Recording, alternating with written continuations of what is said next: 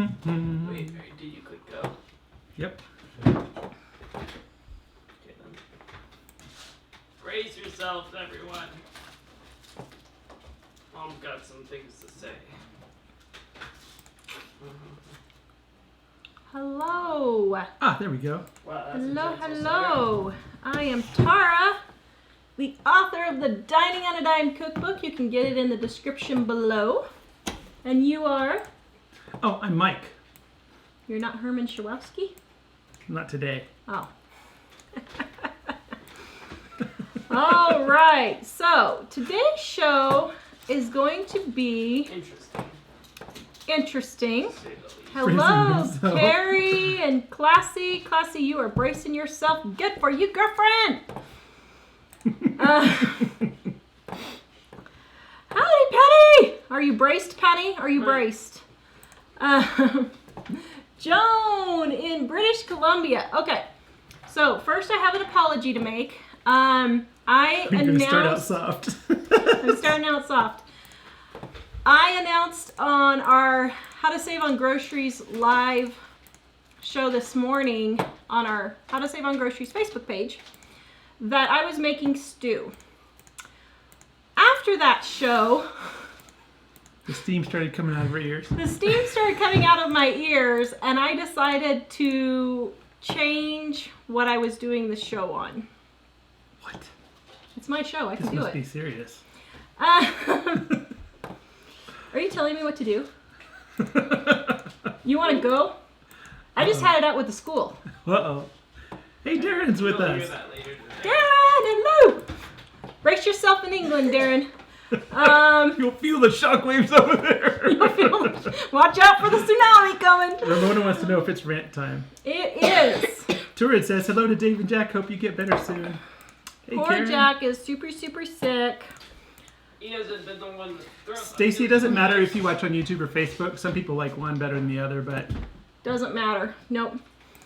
Okay, so it has been... Well, I'll tell you what happened. So my virtual assistant quit because she got a full-time job. And I took over my email and my Facebook page again. She would go through my email and my Facebook, and she would delete all the nasty comments. I was like, I don't want to see them.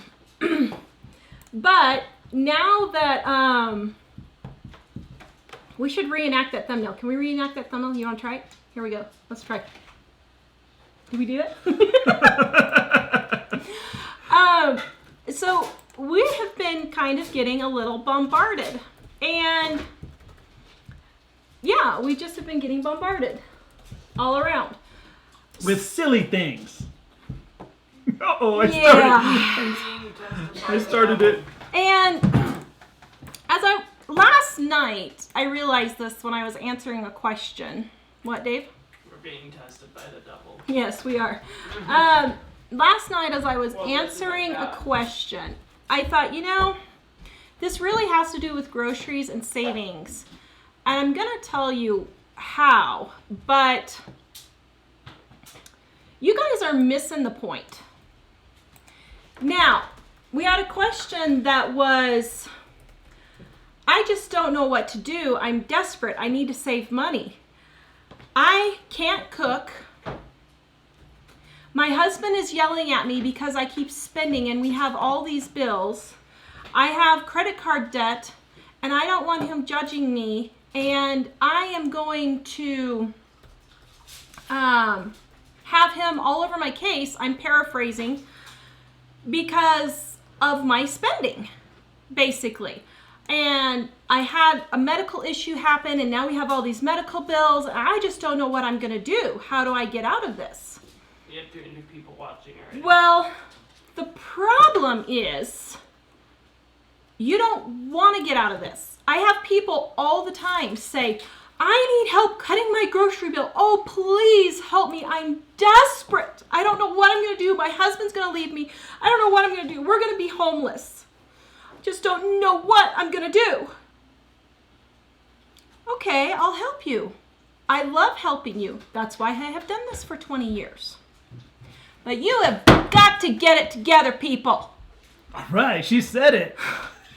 All the budgets in the world, all the grocery shopping savings in the world, all the couponing is not going to do a darn tootin' thing for you until you realize your spending is the problem and you need to get it under control.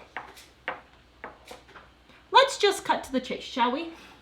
Oh, sure. I don't mind helping people out, and I am happy to help people out. We have people all the time. I answer emails. I personally get all the nice, sincere emails all the time.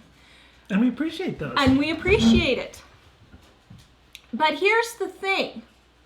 If you're going to come on my Facebook page and you're going to come on my YouTube channel and you're just going to whine, I am not going to help you. I am going to delete your comment because you are not ready for help.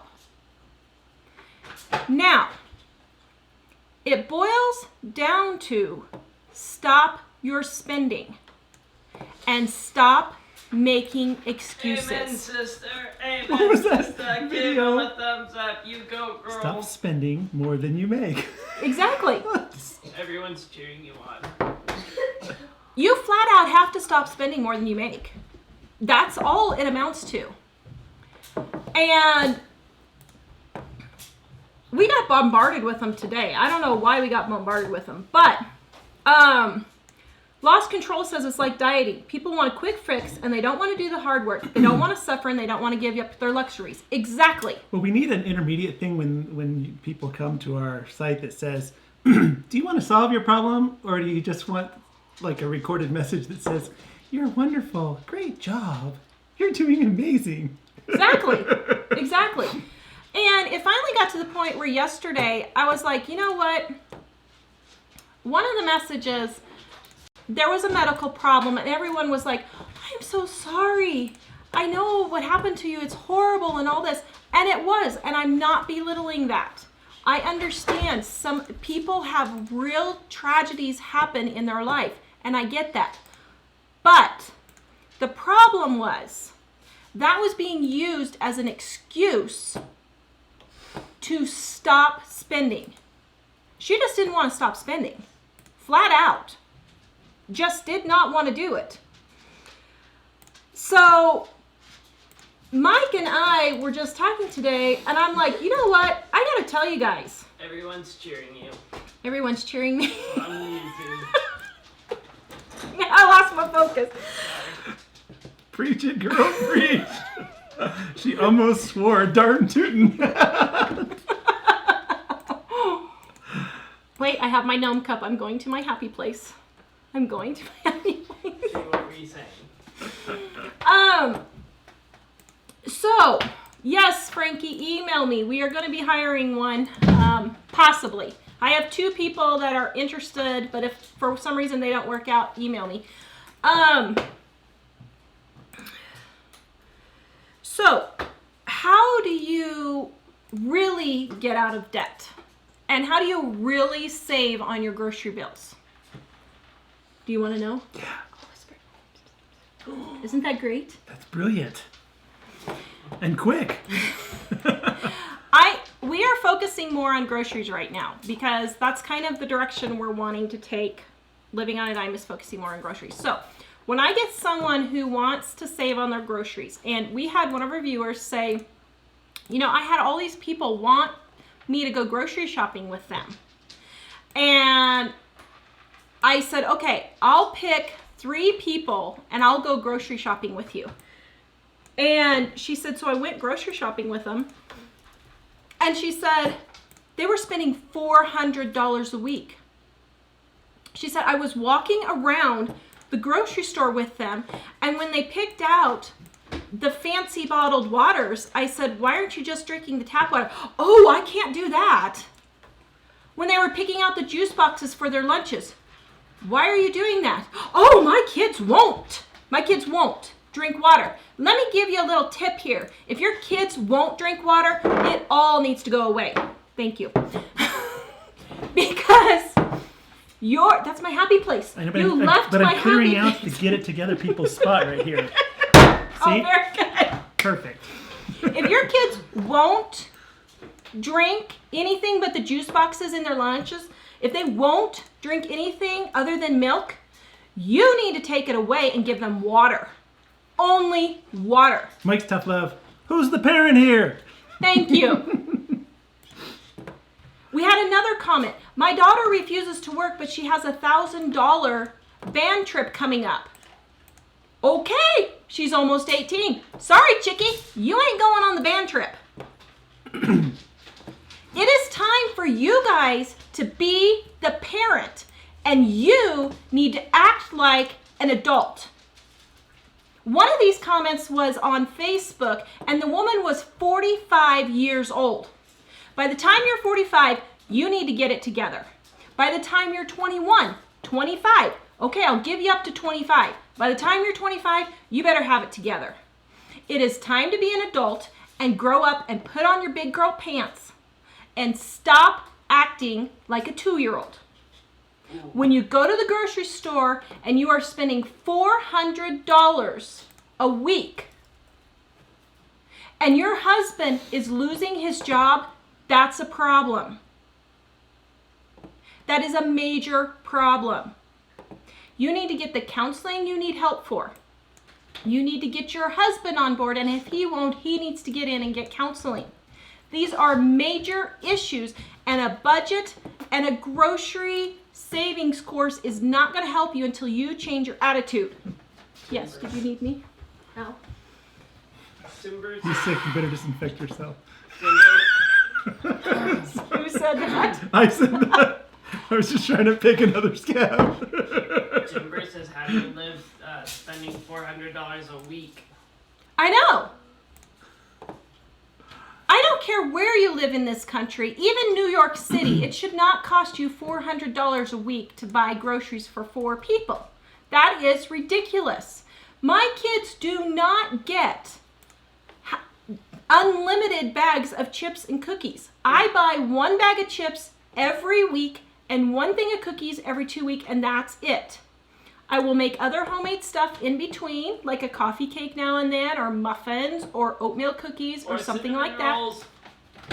But they're not just eating all this junk in their lunch boxes all the time. Yeah, so that's it. I'm done. What? Well, you told me you didn't want to go on and on. So Bandana Grandma says, and I think it's true, but they won't like me and think I'm their friend. You cannot be your child's friend. You're right, Bandana. You have to be your child's parent, and they'll love you for it. They might tell you now they hate you, and if they do, you're doing a great job. If they're teenagers and they tell you they hate you.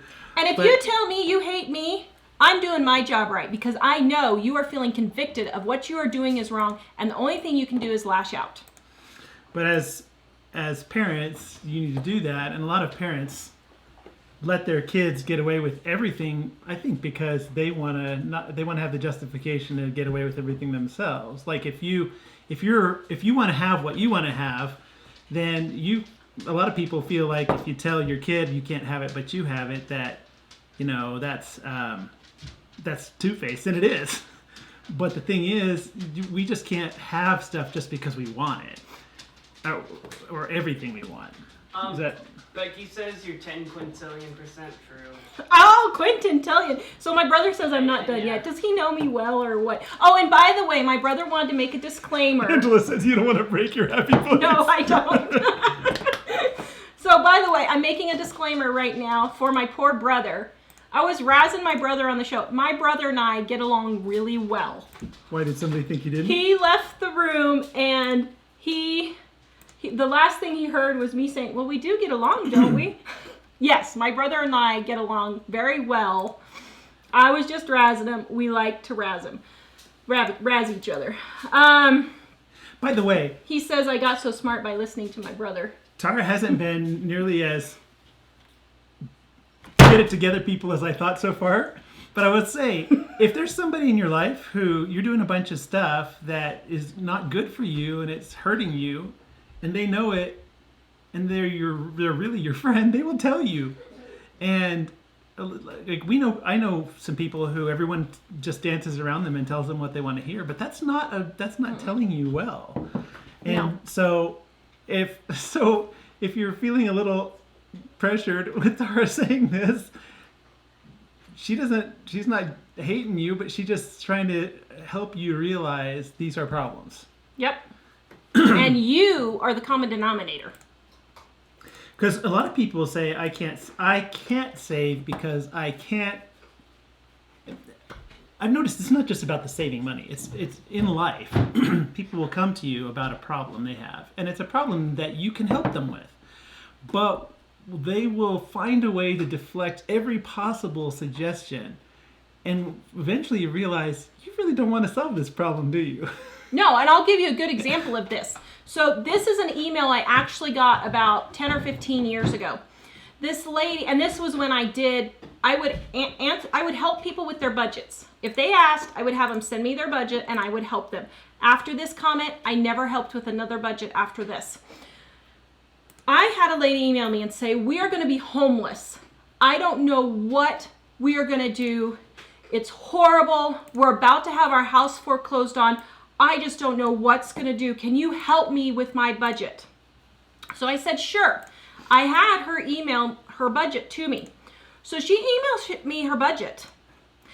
And I'm looking at this budget as we are making $6 an hour. And that was like this was right 20 years ago. Yeah, this was right when we first started and Mike was making $6 an hour. And I was like, okay, send me your budget. And I was looking at her budget and they made like $85,000 a year. Living, and I can't remember the place, but it was some cheap place to live, like Kansas or Nebraska. It was some inexpensive place to live. It wasn't like they were living in LA or anything like that. But the first thing on the budget, a truck for $700 a month. The next thing on the budget, tires for the truck that they financed at $100 a month. Then it was her car, like $500 a month. Then they had something like business lunches or something like this where he had to eat out and they would split the bill and it would be $90 a person. Seriously? For one meal? And it went on and on and on. Wait, for one meal? But, yes, for one meal. Dude. My son is like, one meal, one like- person. No, like- David, that's not all 5 people that were there. That was one person's share, and they but all that's divided like it. Per person, 90 times 3 times 7. Yeah, Oh. it's crazy. So I was nice because I thought, okay, some people don't get it. And I emailed her back and I said, you know what? I said, you have to sell the truck. Yes. So if you would eat like that for the entire week, which they probably didn't, that would be $1,890 per person for the entire week. Yep, I know. $1,000 just for a week. Who does that? So, I emailed her back and I said, okay, you need to cut this, you need to sell your cars. Your house payment is not that expensive. These shared business lunch expenses, You told her this. Yeah, are ridiculous. You should not be sharing. Your husband, if he has to go to them, he can pay for his own food. And there was several other things on there. And I said, I don't know why you finance tires, but you need to get all this paid off immediately and you need to sell everything. I think they had an RV payment or something like that too. And she wrote back and she said, oh, well, we just really can't do that. We don't want to do that. We don't want to do that, but we're about to get kicked out of our house. We are about to be homeless, but we don't want to do that. Seriously? Do you hear that? That's like crazy. It just blows my mind. Absolutely blows my mind. We had 2 kids and we were living on $6 an hour. And in 5 years, we paid off $22,000 of debt in 5 years on an averaged income of $22,000 a year. Don't tell me you don't want to do it. We lived in a skanky place in Kansas one time because we couldn't afford to move somewhere else. When we went back to Kansas to help my brother, we had no choice. Mike didn't have a job yet, so we took what we could afford. This was after I got laid off from a job Yeah. that I did have. After he got laid off. And then he got a job that was, I don't know, how much did you get paid at the county there? It wasn't very much. I It got was paid only $6 was an it hour at the 6? county. Then I went to a television job nearby, well, 2 hours away. Wait a minute. How much is $6 an hour times 40? 6 times 40 is $240 a month. It was $18,000 a year. Well, no. So no, $12,000 a year. So he made $240 a week. And our rent was $500 there. Our rent took more than half your income. No, it was 200 and something. $240 a week. No, the rent or the house payment? The rent. Before we moved into the house. No, the rent in Alta Vista. Oh. Or I mean in Manhattan. The rent was $500 in Didn't we made $6 there? Yeah, wow. I think so. No. Not only that, You guys made we paid $500 a month rent, and we had a $400 house payment because we couldn't sell our house in Idaho. We had a house payment and we had maintenance that we had to keep on that house that equaled $400 a month. Almost 3/4 of our income went to house payments. So don't sit there and tell me you can't do it when your husband is retiring from the military after 20 years and you don't know what you're going to do. You're going to stop spending. That is what you are going to do if you really want to change.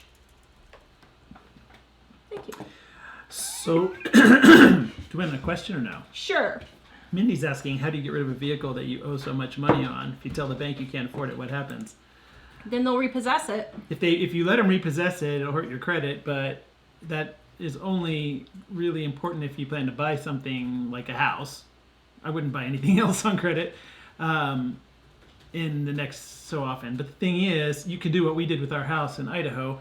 We finally, the one that she was just talking about, we could not sell it because the market was just going down and we owed more than it was worth. And we ended up, somebody showed us the light. He said, he was a financial advisor friend of ours, and he just said, look, you can pay out of pocket to get rid of it. And then you'll have a debt for like $8,000, or you can keep paying on it and keep losing money every month. So we had to write a check for $8,000 for someone to buy our house. So let that sink in. So on those vehicles, sometimes, like we have a neighbor friend that was struggling with the vehicle question, and I said, if you sell that vehicle and you take a loss and you have to pay more or less out of pocket to get rid of it, like $6,000 or $7,000 because you owe more than it was worth, but then you buy a good vehicle for cash that's $3,000, you're still way ahead because his vehicle was like, how much? Like 60,000. Mm-hmm. We have like 800 people watching. And the thing is that I was telling him, even if you lose in the short term, you're gaining in the long term you're reducing your total outflow. Even though you obsess about that, thinking, wow, I owe this much on a vehicle I don't have anymore, but you owe a lot less than you owed when you had it.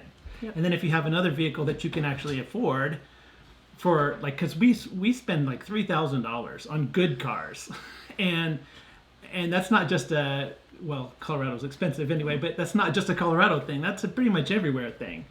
And so if you had $3,000 plus the $8,000 you lost on the vehicle, that's still less than owing $60,000. Mm-hmm. Yeah.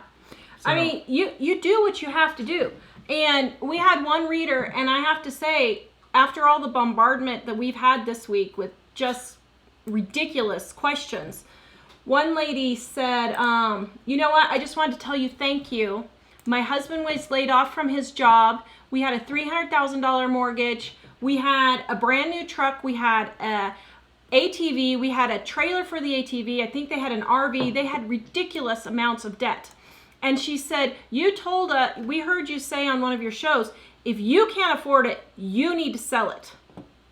And she said, both my husband and I looked at each other and we were like, okay. And she said, for the first time in our marriage, we are actually on the same page, and it feels so good to get this debt off our shoulders. You do not realize how that debt is hanging over you all the time.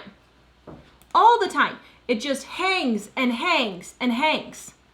And you need to do every single thing possible to get out of debt. No, you're not going to be able to go on vacation while you're paying off your debt. No, you're not going to be able to eat. You're not going to be able to have cable. You're not going to be able to put your kids in football for $3,500.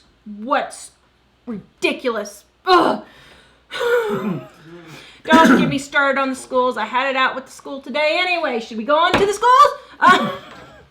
Yes, please. That is what you have to do to get yourself out of debt. And I am happy to teach you how to save on groceries and to get your debt paid off. But until you want to do it, you are the problem that is causing your debt, and you have to change. It's as simple as that. Right? Yep. Kimberly, I don't get it. How you had to write a check to sell your house? So here's the thing. We bought a house for a certain amount of money, and the market went down. And in that town, the town was kind of going away because it was a little town out in the middle of nowhere. And we had never intended to move ever when we bought the house. Was that Nespresso? Yeah. And so the value of the house declined while we owned it. And we had, after we moved away from there, we still owned the house and we were having to make the payment every month. So in order to solve that problem, we had to write a check for more than we had to sell the house, and then there was money left over that we had to pay the bank to pay off that loan. So that's how we ended up writing a check. That was a learning experience back then, but in reality, it was better than staying in a payment continually forever and ever on something that we can't use. Yeah. And that was kind of an example we were giving with regard to people being hesitant to sell cars. Okay, so let's get on the judgmental thing, shall we? Let me tell you something. I am not being judgmental. When you come to me asking for advice on how to get out of debt, and I tell you that is not being judgmental. You asked for that advice, and by the way, I have been giving it for free for more than 20 years. Free. You are asking for free advice on how to get out of debt and get your grocery bills under control. When I tell you to stop buying the juice boxes and I tell you to sell your RV, that is not being judgmental. You guys know who you are. And you do know who you are. So don't give me that load of hooky. Well, and you know what? Part of what Tara's saying, because when people say judgmental, I think in a sense, if you say you're being judgmental against me in this, it's because you personally are feeling responsible and you feel like what you're doing isn't right. But when Tara is just saying, hey, if you're having this problem, this is the way you can solve the problem. If you don't want to do those things, then you don't really want to solve the problem. And that's not judgmental to say that. Judgmental is saying you're a worthless person because of this or that. And that's not at all what Tara is saying. No.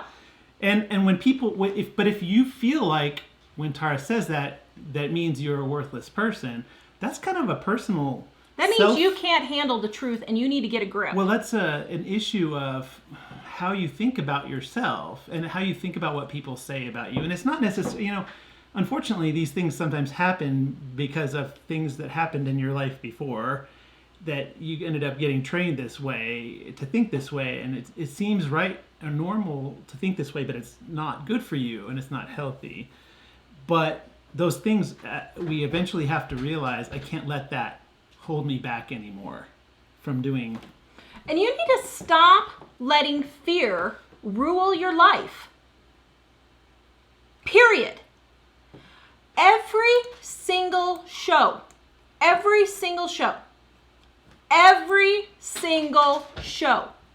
I have someone tell me, "Oh, you just kissed your child and now you're cooking food?" Yeah, you better believe I'm going to kiss my kid. While he's going to accept him, I'm going to give him all the hugs and kisses he will take. Because I know in a couple of months, he's not going to want them anymore. Because once they turn, they don't want them anymore. Then you have to pat him on the head. But here's the thing. Every single show, I have someone say, "Oh, you just kissed him. Oh, you touched your child and then you touched the food. Oh, you flipped your hair." And I don't just go around flipping my hair. That day, we were talking about my hair being poofy from my new hair stuff. Okay, so I went like this around the food. Get over it. You need to stop letting fear rule your life. That's the biggest thing. It's fear. And a lot of things, it's funny how some people's fear is supposed to become our responsibility. Like, we have a lot of people that say, you shouldn't do this because, well, they don't say it, but what they're thinking is because it makes me nervous. Well, if we're sitting here playing with dynamite on the show, and letting the child play with dynamite, okay, that would be a reason for you to say, hey, you people are crazy here. But if we're actually loving our children, or if we left the because like thing that Tara was talking about, we've tried, and you cannot live in a house with kids and they get sick, and you cannot clean enough, you cannot use enough wipes to keep from the whole family getting sick. So you have to. So rather than making them freak out and think Mom doesn't love me because she never hugged me when I was feeling bad. Yeah, I mean, you've got to stop with the germophobia. You've got to stop with the fear on your finances. You're not Mr. Monk. You aren't Mr. Monk. Not everything. You've got to stop letting fear of your car breaking down. I can't buy. I get this all the time. Well, I can't buy anything but a new car because it might break down. Believe me, we have had lemons. His parents bought us a car that we did not ask for. And the thing had to have a brand new transmission and a brand new engine within 3 months of us getting it. We spent more on that car than any other car that we've ever owned. And even with that lemon, it still was way cheaper by thousands and thousands and thousands of dollars than buying a new car. Yep. My brother says he wouldn't kiss me either. Like, seriously, would you buy a used car that works pretty well for like $5,000 or buy a brand new sports car that's worth $100,000? I mean, seriously, like BJ was talking about cars the other day, and apparently a regular car is worth $50,000 on the market. Yeah, I mean, people are paying $50,000 for a car. That's absolutely ridiculous when you don't have the money to pay for it. And my definition of that is, if you cannot pay cash for a car, it is too expensive for you. If you cannot pay your credit card off every single month, I'm not anti-credit card. But if you cannot pay it off every single month, you can't afford it. If you have to pay to put an RV on a loan, you cannot afford it. If you have to pay for that ATV on a loan, you cannot afford it. It's as simple as that. If you can't pay cash for it, you can't afford it. Period. You really can't. Joanne says about the kissing and hugging today, I'm so proud of Tara, not even her mom. Jill, you must be proud of her. And I will say, so for those of you who watched the live show today, we had someone comment that, you shouldn't be kissing your kids, hugging and kissing your kids while they're sick. That they're just full of germs or something to that effect. And so what happened was, I do not put up with germaphobes. I'm sorry, I don't. You need to get over it.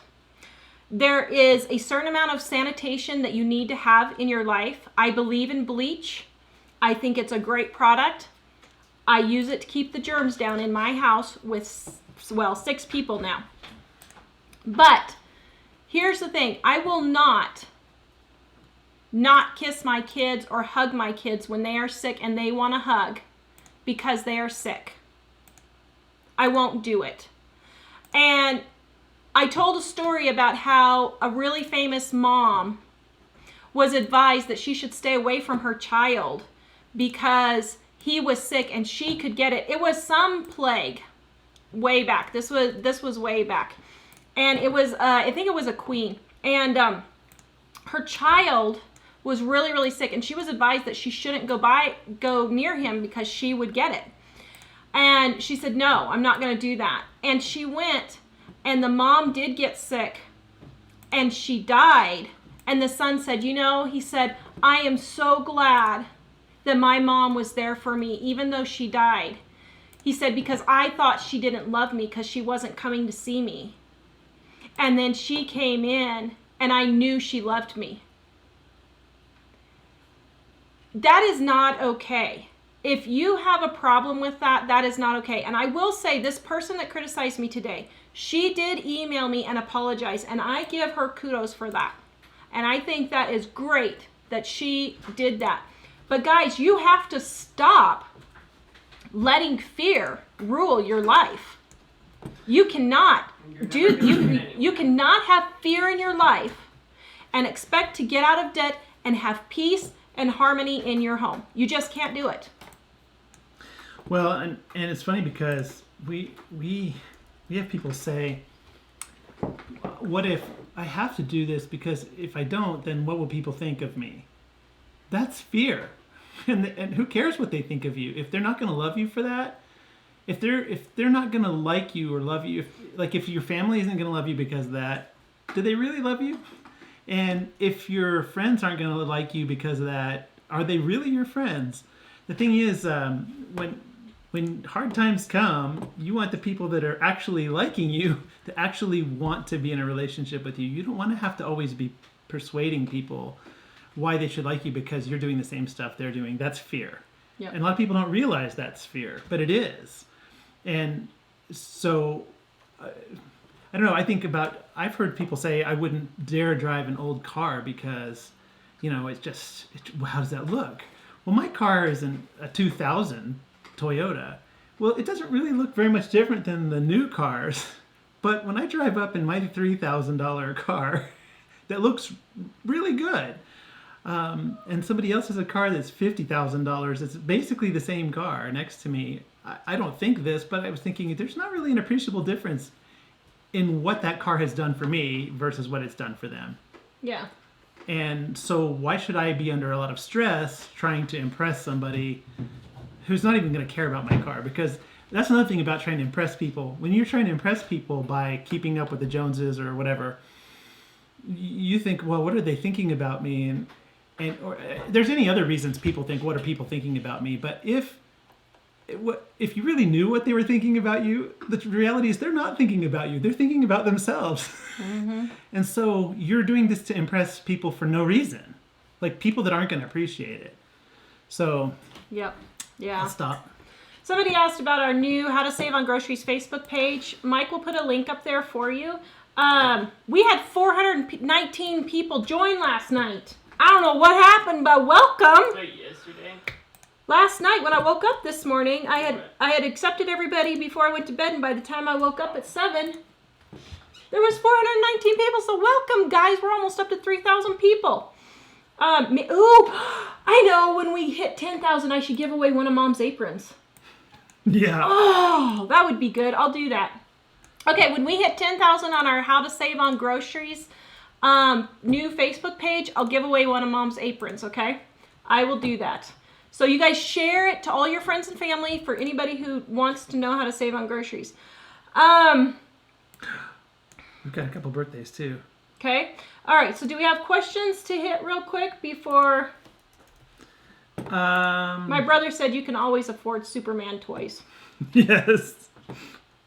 We need to show my brother's Superman collection. He literally has the world's largest Superman collection. I have never seen anyone have a larger Superman collection. He does. Yep. Yeah. Lots of people saying, I definitely kiss my kids when they're sick. Okay. I want to address this.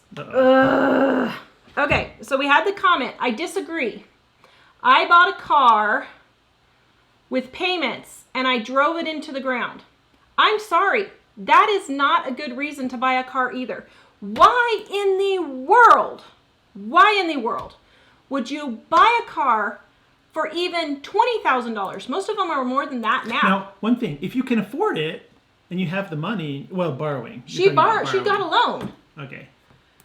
If you're getting a loan for a $30,000 or $40,000 car, that is going to cost you like $70,000 by the time you pay all the interest over 7 years now, which is ridiculous. By the time you pay all the extra taxes and insurance costs that come with these cars, and the maintenance costs because nobody but the dealer can work on them. It's crazy. Of course, I think that person had a 2000, like a used car, but still, I wouldn't do a payments thing because, like I said, we spend for my car $3,000, maybe $3,500 if it's really, really nice. But we shop to get really, really nice for that price. Tara, we've spent slightly more when we needed a van. but not as much as most people. One thing that, though, a lot of other people were talking about is, I think you said it costs more to register for license tags and insurance and stuff, but somebody else was also saying her husband is a car mechanic, and he says that the new cars break down just as much as the old ones, but the parts are a lot more expensive, and it's a lot harder to get to the parts, so the labor is more expensive, so you're not really saving. Yeah. As far as the links, somebody said the link is not clickable, Mary Ellis. If you can't click the link, some mobile devices, Facebook won't let you click the links. So if you go to our website, livingonadime.com, there in the menu, there's a link to show notes, and the links are clickable there. Or you can wait till it's over, and then it'll be clickable on Facebook. I don't know why Facebook does it that way. So... Joanne, I'm not, we've been doing this 20 years, and I don't really care what people think about me. I just delete it and put it in the trash. But what I'm addressing is, if you're going to ask my advice... No, I don't think she's talking about us. I think she's telling other people. Oh, yeah. Oh, yeah. Yeah, you shouldn't care what other people think. Yeah, she says if you're kind, you shouldn't care what other people think about you. We have people around us, they are in hawk up to their eyeballs. And both parents... Go ahead. Both parents are having to work. And I mean, they're in hawk up to their eyeballs. Some of these people have $200,000, $300,000, $400,000 worth of debt. It's ridiculous. Both parents are having to work. They're stressed out. They're yelling at their kids. That is not okay. It is not okay by any stretch of the imagination. And if you're a Christian... God does not want you to live like that. In fear? In fear? There's a command. Do not be afraid. Yeah. Yeah. And that is just, it's not okay, guys. It's just not. So, anyway. Okay. Well, do we have questions? I'm clicking through here quick. Let's see. The new group. Barbara, I will share it again. Okay. Mona says a beater with a heater. Yeah, that's now, pretty much I have what we driven had. cars like that before, but now that we aren't as we used to be pretty financially strapped, and in those days I put up with that. But now, because we did that, we can afford a little better, so we do. Well, and that's it. You're gonna have to suffer for a little while to get yourself out of it, so that then things go a lot better, and you have the money, and you can do those things then. Oh, Happy Neek says, it seems like I used to follow you years ago. Didn't realize till I saw your logo. I think it's been 10 years or so since I used to look at your site for ideas. Oh, well, glad you're back. What about house payments? Okay, so here's my thing on a house payment. Oh, sorry. I really think that if you're a husband and a wife and you're newly married and you're both working, I really think you should save up the cash to pay for a house. And it is possible with the amount of incomes that people are paying. But sometimes you just can't do that. And so for us, we did have a house payment, but we qualified for a house payment that was 3 times, count it, 1, 2, 3, 3 times more than we actually got. Than what we actually got, because we knew we wanted to get our house paid off and we didn't want to spend a lot of time in debt.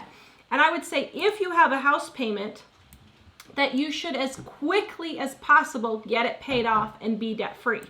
And we do have a house payment, but we are getting it chipped away really quick. We've had a lot of medical bills in the tens of thousands of dollars the last couple of years with our son and me. And so we have not been able to put as much on as we would like. But I would chip away quick and get it knocked out and be done with it. Oh, Heidi. Heidi says, what do you do if you find out that your friend talks behind your back? They say bad things, it's difficult to address. I think I'd say, hey, if you're going to be talking about me, you're not my friend. There you go. And you know what? I have to say, people. I have learned from experience, because when I was younger, I was more of a people pleaser. And I mostly don't, but there are times where I feel it pulling on me. But I realize if you have to do things to impress people like that, they're not really your friend and they don't really care about you. And it's sad, but I'd just as soon say, you know what, I'm going to scratch you from my friends list and find a friend who really is my friend. Yeah. Yeah. So Melissa has a real quick question on the cookbook. When it says flour, always all-purpose, yes. Always all-purpose. And normally, and most of the time when it says flour, you can normally substitute the gluten-free stuff, right? Well, not on all the baked goods. On the quick bread you can, but not so much on the like homemade bread and that. But yeah. Okay. Tammy says, as Dave Ramsey says, live like no other so you can live like no other. That's true. Yeah. And we just realize at certain points, we just don't have the money for that. I realize when people talk about, I need this so much. We're like, you know what you need is you need a shelter from weather so you don't freeze to death. You need basic food so you don't starve to death. Basic clothes. And that's about it. Everything else is optional. And I'm not saying you shouldn't have other things, but I'm just saying you start with what you absolutely need. And then build up other things that you would like to have that would make your life a lot better within the budget that you can afford. And there's a point where you have to say, do I really want this or do I want that? And there are times where we've had to do things. Like I used to have to work on the car as much as I hated working on cars because we thought, would I rather work on the car and save money there, or would I rather not have this other thing? So. Yeah. My brother says, hello, Big D. Stacy. Tiffany wants to see Mike at the table. Get it together, people. Stacy, you are so encouraging to me. I'm trying to pull up my big girl pants. Good for you. I have not been fair to my husband who works. I'm a spender. I am really trying to curb it. Thank you for the straight talk. You are welcome. Here's the thing. If your husband is working his cute little buns off, and you are at home turning around, spinning it as fast as he's bringing it in, that is not being a loving wife. At all. It's not. And you are doing a great job, Stacy, in realizing that. And I want other people who are doing that to realize you are not loving, you're not honoring, you're not respecting your husband when you do that. Period. Well, and I have to say kudos to you, Stacy, because some people hear Tara or me say things like that, and they feel like we're personally attacking them. And the truth is, we're not personally attacking. It's just a lot of people haven't really given thought to this, and they haven't really thought, do I really need this? Or, what? How are my actions affecting my life? And are the things I'm doing giving myself and my family the outcome that we actually want? And when you actually recognize that, that's beautiful. We love it. And if you're a person out there who's upset because you feel personally offended, we're not attacking you. We're just saying, if you have two things that aren't working together, somewhere you have to figure it out or it's not going to get solved. Yeah. And just talking about it a lot and getting people to feel, I'm not saying you particularly, but there are a lot of people who like to just talk about things and feel like by talking about it, something's getting accomplished. And that's not going to solve the problem. You got to do the work. So Susanna says, does it take practice to be so content and disciplined, or were you born that way? No, I made the decision that I wasn't going to have debt hanging over my head. Now, Mike, how did you come around? Okay, so I'll talk about that. Because he was a spender. Well, so somebody asked about how do I ask my husband because he wants an allowance for something and we don't have the money. So when Tara and I first got married, I had some debt. And there were certain things I liked to do and I didn't really want to give them up. Because I didn't want to give them up, but I needed to give them up at least temporarily because they cost money that we didn't have. And Tara said, we just, I used to love to go to movies all the time. I like to just go eat out when I felt like it. I like to take a lot of pictures, and in those days, that involved film and processing, and it was very expensive. And she said, hey, we have to get our debt under control. You just can't be doing that. And I don't necessarily recommend using that particular phraseology. But the thing is, I understood, you know what? That's true. We have to get this out of our way so that we can live life. Mm-hmm. And so she told me, and even though I was unhappy about it because I didn't want to give up those things, I realized, well, first of all, this is the position we're in. And I knew I generated this position, and I also realized this isn't forever. We have to cut it back in order to get to where we want to be and not be a slave to this debt. And then over time, it got to where we didn't have any allowance for either one of us to do anything like fun. It was all, we're paying off this debt. And fun is we hang out together and watch movies on the TV, whatever happens to be on. And we go to the national park where we lived, which was it's more or less free for us to go to because we lived there. And during that time, there were a lot of times where I thought, I really feel like I'm unhappy that I have to give this up or that I don't get to do this. But we started, Tara's family, my family was the kind of family that they were offended if you didn't pick out a very personalized gift for somebody at their birthday. And in those days, I was like, just give me some cash. Well, Tara's family was if you want cash, we'll just give you cash for birthdays and Christmas and all that. And it wasn't a huge amount of cash. It was like $10, $20, whatever. And I started saving Christmas money for things that I wanted to buy or birthday money. And a number of times I saved up a whole bunch of birthday money or Christmas money. And finally I would say, I'm going to go buy that thing. And I'd run to the store and buy it. And then I would realize I saved 1.5 years for this and I bought it 2 days ago and now I don't care about it anymore. And that was really devastating to me. I was really unhappy. And so then I saved up again for something else for a few months. And then when the money came, I think I went out and bought something again.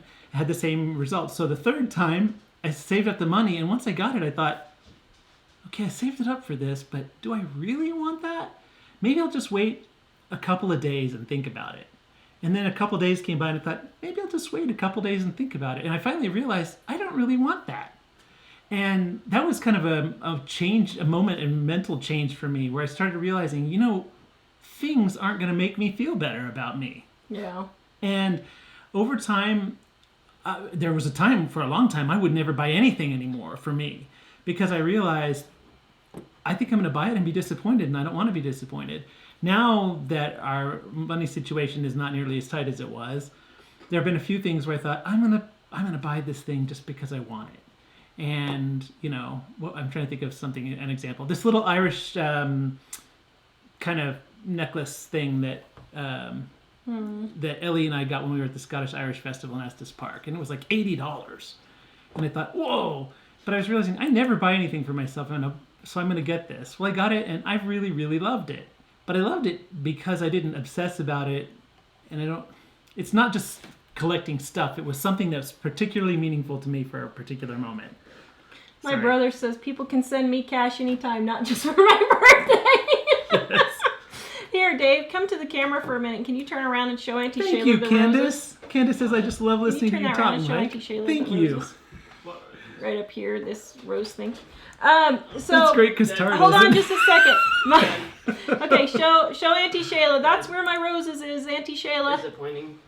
I can't see. Hold on. Dad is so Yep. See, it's hanging up there. Okay, come back. So someone said, do we have a limit on Christmas presents? Yes. We don't go crazy spending tons and tons of money on our kids. When they were little, we had a $20 limit, and usually I didn't spend that much. So like for 8 years old and younger, it was $20, and that was it. I would buy them at thrift stores. I would buy toys at garage sales and all that. And usually I didn't even spend the $20.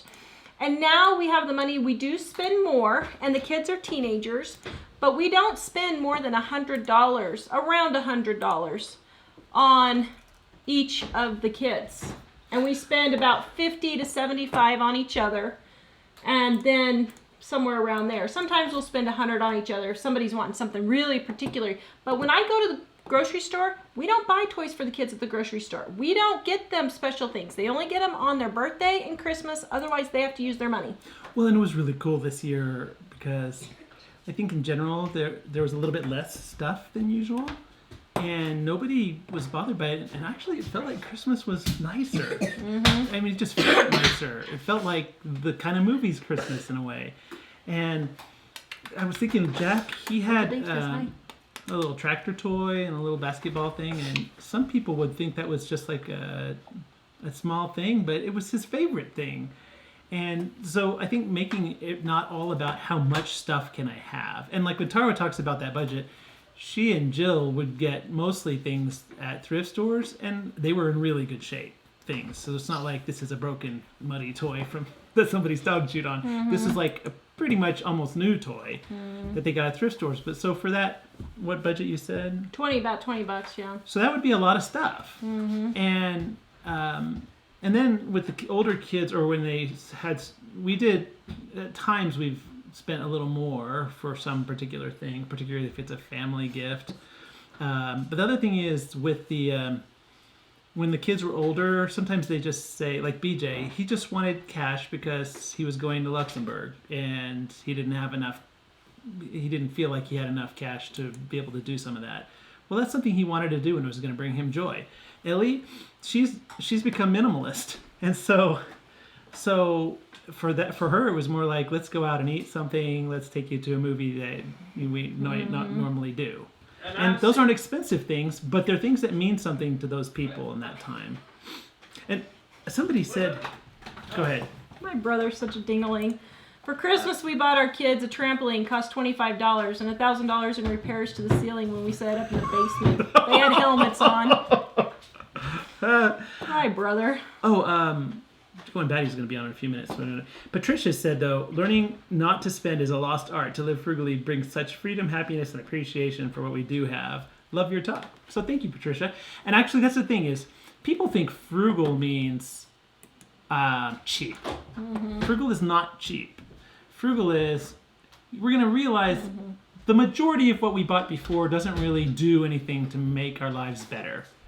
But it does make our lives more stressful, and we have a problem with our relationship because our lives are more stressful. How can we cut out all the stuff that really isn't meaningful to us and only use the money for the things that are important? And if you do that, you'll probably find that virtually, no matter really what your income is, you can live within it. And you'll be much happier. Yeah. Poor Jack. Yes, Jack's not feeling good. He's had a fever for 3 days, and we're keeping him on ibuprofen and keeping it down, but... Oh, and Megan says, great tips. Living on a dime is helping me save, and when I do occasionally decide to splurge a bit, I'm able to. That's exactly the purpose. Yes. Some people think, like, there are times where when we sold this one house, people said, how can you say you're being frugal when you live in a house like that? And we're thinking, because we save on these things because the house is important to us, and we spend on the house. Being frugal isn't so that you can all your life say, oh, poor me, look how little money I make. I just barely survive every single day. No, it's so that you can cut back enough to save up enough to get the things that are really meaningful to you. If you love cars and you don't love your house, buy a car. Live in a dumpy house. If you have the money, I don't care if you have the money. If you're all about houses, get your house. If you have a ton of money, you can buy a lot more stuff that you don't necessarily need, but the stuff isn't going to make you happy. Yeah. So. Yeah. Somebody wants to know what we keep our temperature at. So we used to keep it at 68 degrees. That's what we always kept it at when we didn't have a wood stove. For several years we had a wood stove and we used that. But then we moved to this house and the kids sleep in the basement. The majority of the kids sleep in the basement. And so we have it at 71 now because the basement gets extra cold for them, so we have it turned up higher than we normally would, just because it's colder for them down there. So we don't want, them to be cold. So. Oh, hey Heather, that's brilliant. Okay, so Heather says, where was it? She said basically that when she's been trying to teach her, well, let me see if I can get it. She said, trying to teach my son that when things cost more, you get less. You have to have limits. The thing is, part of this is teaching your children about real life. And part of it is teaching them, it's just not a free-for-all in life where everybody just throws things at you. And that's the way so many parents treat their kids. Like, I'm just going to give you a lot of stuff. The problem is, when it's time for them to grow up and move out, they don't want to because they like getting free stuff. Yeah. And they think that what they're learning is life is about all the stuff. And then they're disappointed when they get out and they can't afford all the stuff. And we've been more of a, like, there are times where we've One time we had a family member promise the kids that they were going to go to this amusement park. And the amusement park rides were pretty expensive, but they promised the kids. They kept saying, do you want to go? Do you want to go? Do you want to go? I'm going to take you. Well, then this family member decided not to. But the kids had already had the expectation they were going to get to go. So we didn't want the kids to be totally devastated because they had been promised something amazing and wonderful that they weren't going to get.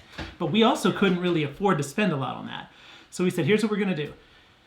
We're going to get out of our comfort zone a little and set a budget that we would rather not have to spend, but we can afford. And then instead of saying, we're going to go crazy and do everything you want, we said, here's a certain amount of money. This ride costs this much, this ride costs this much, this ride costs this much. You decide where you want to spend that money. And each one of them did. Well, the thing is, they had a good time.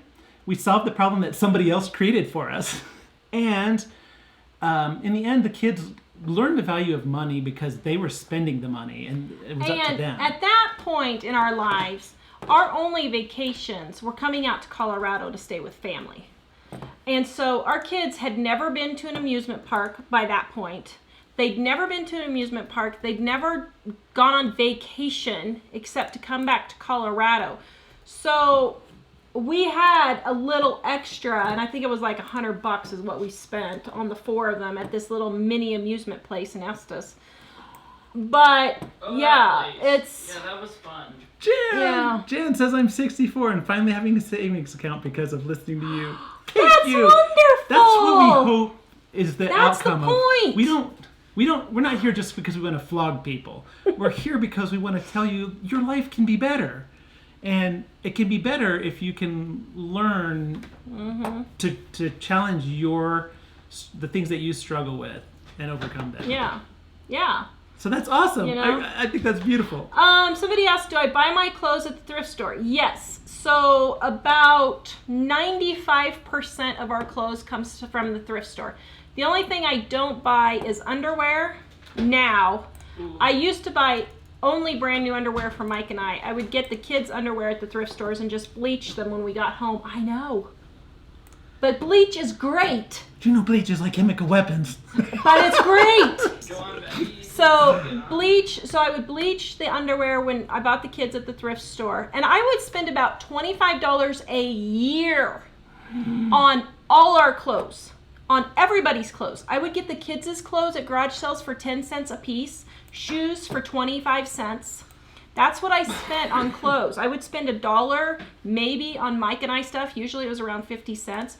Now, with all the teenagers, and I have a couple of boys with size 14 and 15 shoes, I do have to buy those new because I can't find those that often. Occasionally I'll run across them, but I can't find shoes that often at thrift stores. And a couple of, let's see, what shoes I did have to buy. I finally had to break down and buy my first not used coat ever this year for BJ to go to Luxembourg because I just could not. I'd been looking for 3 months and I just could not find him one. So I finally had to buy him a brand new coat for that.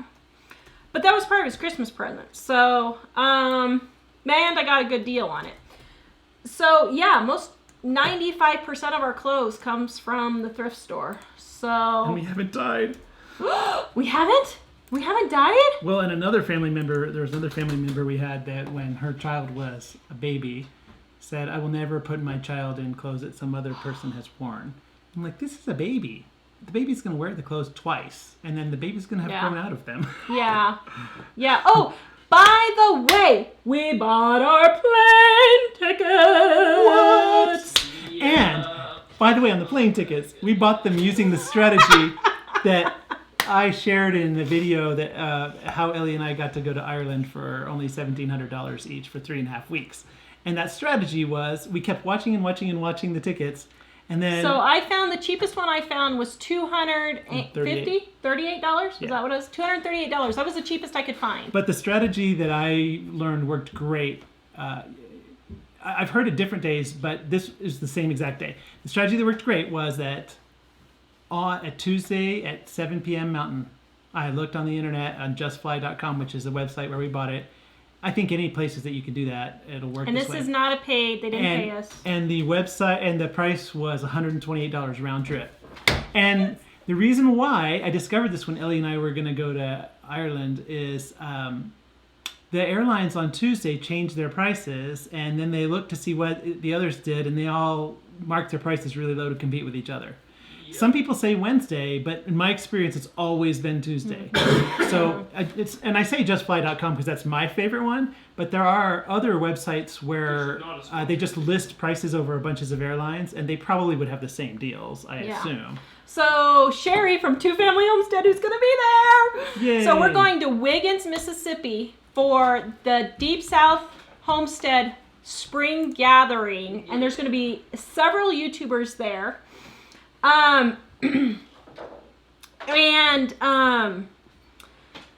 Let's see, I lost my train of thought. Oh yeah, March 11th. It is March 11th, but we're going to go see Alderman Farms first. So excited. Yeah. I totally messed up. I thought they were living in Louisiana. They're in Mississippi too. She kept telling me they were in Louisiana, so. Well, I think he told me that New Orleans was closer to them, so I was like, oh, they must live in Louisiana. And it didn't, I don't know, my brain. Sorry, guys. Sorry, Betty. And Tommy. So we are going to see Alderman Farms, and then we're going to go to the Deep South Homestead Spring Gathering in March, or on March 11th. So super excited about that. We are going to take some books and we're going to hide them while we're there and do more book treasure hunts. Yeah, including one And Jen, you're inspiring me so much. What? Jan was the person that had talked about having a savings account. She said, I used to be awful. New books, never from a library or garage sale. I've changed my tune. Totally. I used to buy movies all the time, and I realized I bought this DVD. Well, in those days, it was VHS tapes, I guess. But I bought this movie for like $30, and I watched it once. Yeah.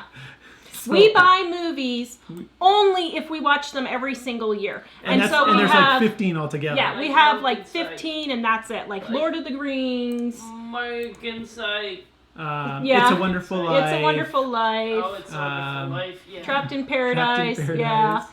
Somebody gave us Christmas in Connecticut. Yeah, Christmas in Connecticut. So we do those. Let's see. Okay, so somebody wanted to know our new Facebook group on how to save on groceries. And guys, if you don't want tough love, don't join. Because I'm going to tell you the truth. I'm not going to let you sit and wallow in your self-pity and make excuses, okay? And the thing is, when we hit 12,000 subscribers, or 10,000 subscribers, I'm going to give away, or 10,000 likes, followers, I'm going to give away one of Mom's aprons. So share it with your friends and family. The thing is, on the tough love, you're not berating people or anything like that, right? No, but I will question your spending when you're asking for it. Well, and there are times where you may be spending a certain way, and when you share it with the people on that group, because a lot of the people on that group have similar understanding to us. Everyone has, not everyone, most people have something that they struggle with and they can't really see is a problem in their own lives. And when other people tell you that, you can get defensive and get upset and get offended, or you can say, could this be a problem? Actually, okay, so years and years ago before I met Tara, I had a girlfriend. What? And there was another woman besides me? And she was not very nice to me. She was a girl. I was the first woman in your life. Ooh. She was not very nice to me, and I was always in this defensive mode, like, well, look what you're doing, or whatever. And, I mean, I didn't say it like that. It was nice-ish in the way I said it. But there was a day where she was trying to defend her own things that she was doing wrong, but she said, have you ever considered you could be wrong? And I was thinking, no. And I realized she was wrong. Later on, I realized she was wrong. But at that moment, I said, no, I never really have. And I started, for a while, I was in a mode of asking myself when somebody and I weren't connecting somehow in a conversation or whatever, I'd think, could I be coming at this in the wrong way? Could I be wrong? And I realized, if you can ask yourself that question, you're going to take off. Life's going to be better. Because if you're doing something, when I was growing up, part of the thing in our house was, if I do something wrong and I realize it's wrong, I have to fight really hard to prove that I'm right because I can't be wrong. Mm-hmm. But I've realized since that girlfriend asked me that question way back in the day, and it turned out she was wrong and was really treating me badly. But nevertheless, because she asked me that question and I started asking myself, could I be wrong? My life has gotten a million times better. Mm-hmm. Yeah. So if you can't be wrong, you might consider asking yourself that question. Stacy on YouTube, in answer to your question, she stood me up. So, yeah. On one other thing, my brother said when I made smoochy lips, oh, gross. Wait. Mwah. Did you tell him about the school? I did not tell him about the school. Please tell him about the school. Everyone go check out Going Batty at the same time. Do you guys want to hear about the school? So while I hear if you want to hear about the school, I'll tell you that if you guys want to hear about it. We have 200 likes. I'm going to do a giveaway for all of you who have waited this long.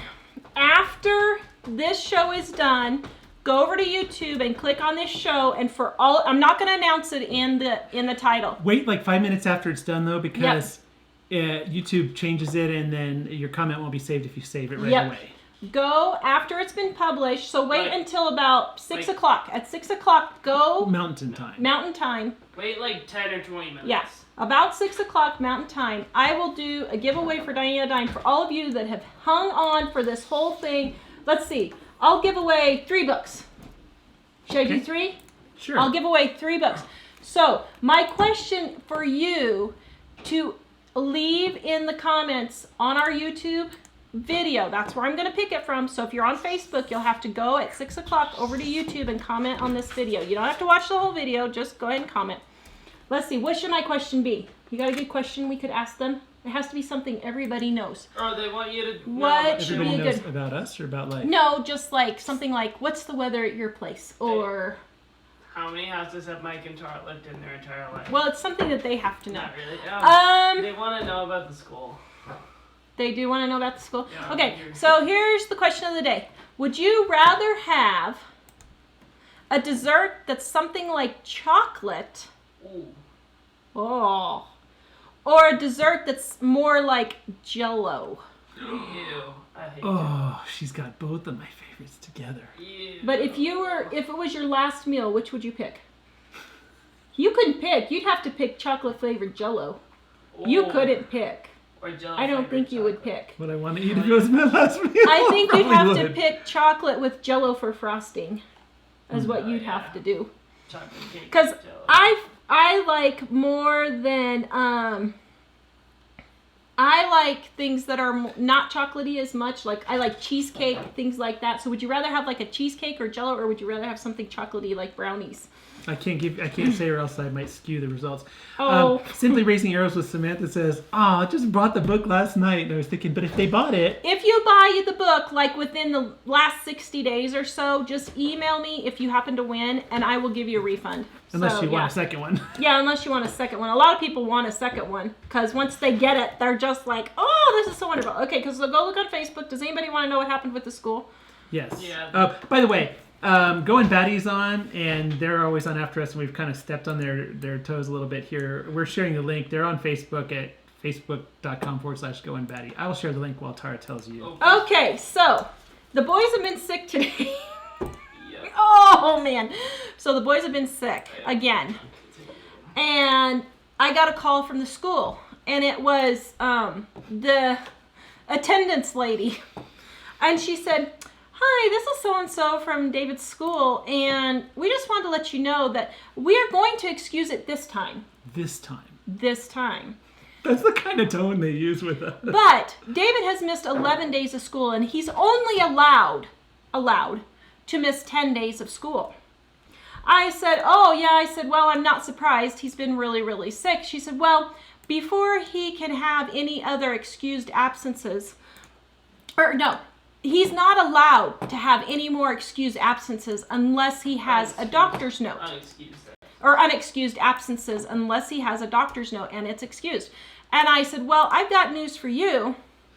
I said, we pay cash for our doctor's visits, and I am not going to spend $200 to go to the doctor for the doctor to tell me that he needs fluids and rest. She said, well, that's our district policy. I said, well, that's my policy, and I'm not going to do it. She said, well, He just has to have a doctor's note. I'm like, well, I ain't going to do it. Wait, no. What was the other? You said, well, I can send him to school. Oh, I know I was getting there. So I said, I am more than happy to go ahead and send him to school with a fever, throwing up, and diarrhea if you would like me to do that. You shouldn't volunteer all that. And he's not having all that happen, but that's what, they don't want him to come to school with that. He's just got a fever now. Okay, Dave is not blowing out diarrhea right now, guys. Okay. This is a family show.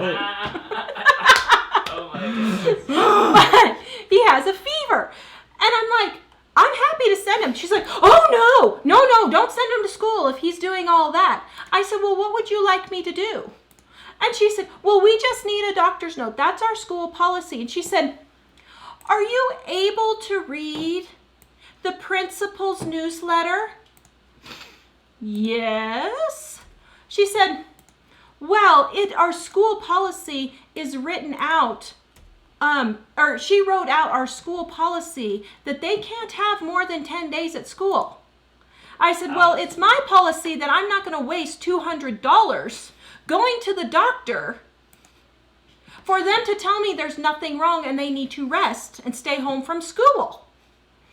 So she said, and they also say don't send them to school sick. Yeah. Okay. I said, you're telling me you don't want them at school sick, but I'm not going to waste my money just because you want to know. Well, that's our school policy. I'm not going to waste my money because of the bureaucracy says even if your kid's getting good grades and learning, we still have to have a paper. So I said, so what happens if the next time he's sick, I don't have a doctor's note? I said, because we're planning on homeschooling in the fall, and if I need to take him out right now, you need to let me know so I can pull him out. And then I said, I think that would be really stupid to pull out an A and B student who's very well behaved in your school. Oh, no, we don't want you to do that. I said, well, so what am I supposed to do? She said, well, the next time he's sick, you need to call in and tell us what his temperature is, and then we'll give it to an administrator and see if they approve. So basically, the communication is we have to get approval from the government in order to keep our child, in order to prove that our child is sick enough to stay home from school. Like, I'm sorry, no. So I told her, I said, you know what? I said, I'm not going to the doctor unless they need it. So I don't care if it's your policy. You'll just have to deal with it. And if I need to pull them out, you need to let me know. Otherwise, that's what I'm going to do. So we hung up, and then I got to realizing we're going to Arizona for a mostly business trip on spring break. Ooh. And I thought I was going to take him out a day or two so we could go see the Grand Canyon possibly. And now I'm thinking, oh great, what are they going to do to us if we take him out of school and it's not excused? Yeah, it's always been our policy forever. Actually, if you guys have ever seen the movie Brazil, if you haven't, it's the most bizarre movie ever, so you're probably not going to like it. But the movie Brazil starts out where it's this futuristic science fiction thing, and these people from this government agency come to they come and shoot this guy in his house and take him away because he was an enemy of the state of some sort. Well, it turns out that they got the wrong guy.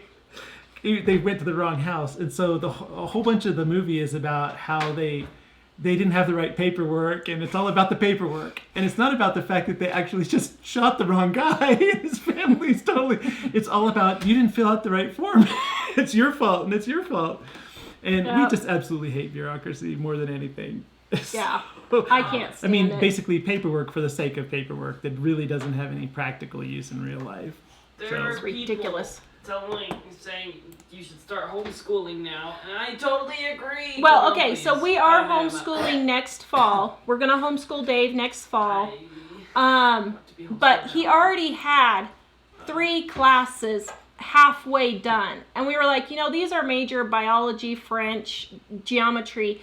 Those are major classes. If he could just finish those classes and get the credit for those, that would be helpful so we don't have to redo them all and all that baloney and pull them out right now. So My brother says, my son, whoops, you missed it. My son was late to school by 10 minutes one day. They were going to give him detention. I turned to him and said, you're sick, let's go home. Shocked the school administration.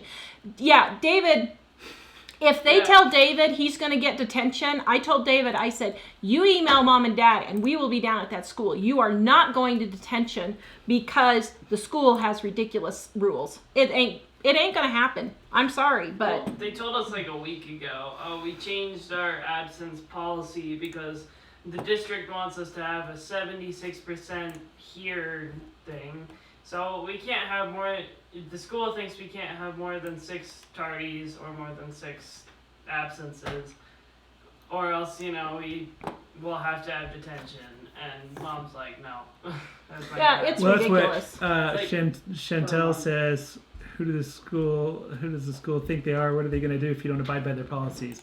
Well, I think they're just used to basically bullying parents, and the parents just fold. But what Tara said is, hey, look, if this is going to be a problem, if you guys are going to take some sort of action, we'll just withdraw him from the school and homeschool him now.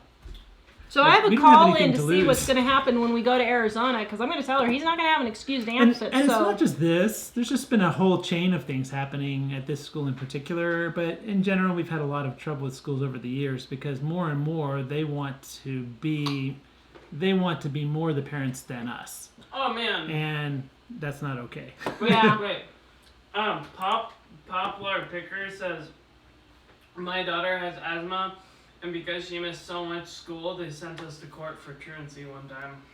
That's ridiculous. That's stupid. Absolutely ridiculous. That is so wrong. It's just wrong. Yeah, Elizabeth said that school receives funds for present students. That's true. But the thing it's true, but you know what? The thing that's silly about that, though, is just randomly throughout the year, they have all these half days of school, just enough to qualify for getting the school money, and then send everybody home. We're like, if it's not important for them to stay in class on all those days, why is it life and death that he comes to school when he's really sick? And so... Yeah. Anyway. Two Family Homestead wants to know, do we have hotel reservations? No, but let us know if you know of a good place. We need to go look that up next. I'm not good at this vacation planning thing. I don't know how to do it. This isn't a vacation, actually. This is a work trip for us.